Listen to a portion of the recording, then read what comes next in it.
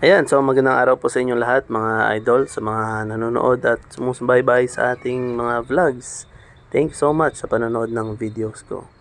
And ito po yung mga bago natin na stags na mga white Kelso cross. And meron tayong isang Gilmore Hatch dyan sa likod na nire-ready natin. So ito po sila, na bacterial flashing na natin.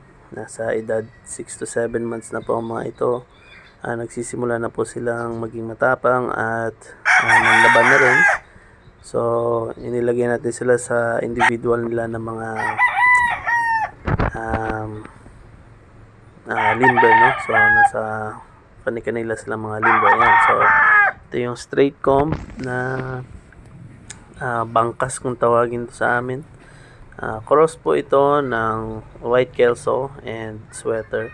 So, ganyan po yung pinalabasan niya. Yung mga nauna po nating videos, kung mapapansin nyo, meron din doon mga puti. Yun naman po ay cross ng white Kelso and white Hatch. Pero ito po ay cross ng white Kelso and mga sweaters. So, ayan. So, napakaganda po ng sukat ng katawan nito.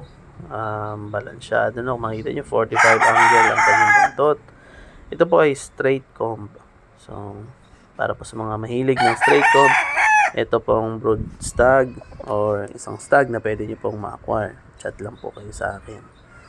Ayan, so ayan, sinabi ko na bacterial flashing. Ayan, pinaliguan natin sila. Binilad natin sa araw para matuyo agad sila. Yung isa nang itlog pa sa background. Hindi, joke lang. Ano lang po yan.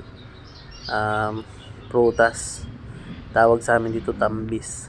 Hindi ko alam kung ano po yung tawag dyan sa inyo. Pero ayan po, pinaliguan na natin sila. May bilad natin sa araw.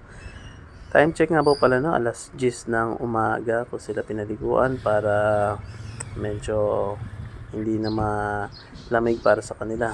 Ayan, close-up shots ng mga manok natin. Okay, ito yung kaninang white Kelso. Ito naman yung Gilmore Hatch natin. Ayan, ito nga po pala may konting issue. Split wings po, no? So, tawag din sa amin angel wings. Ito pa isang white Kelso na pro sa sweater. So, identical siya dun sa kapatid niya. Pareho silang straight comb. Meron lang diyang isa na P-comb. And actually, yun din yung pinakamaliit. Pero sinelect natin kasi maganda din sukat nun ng katawan niya. Ayan, so ito na delay lang to ng mga 1 month. Nauna yung dalawa, mas matanda yun ng 1 month kesa dito. Alright, so salamat po sa panonood nyo. Kung may mga tanong po kayo, comment, like, subscribe. Patuloy po kayong manood ng mga vlogs natin.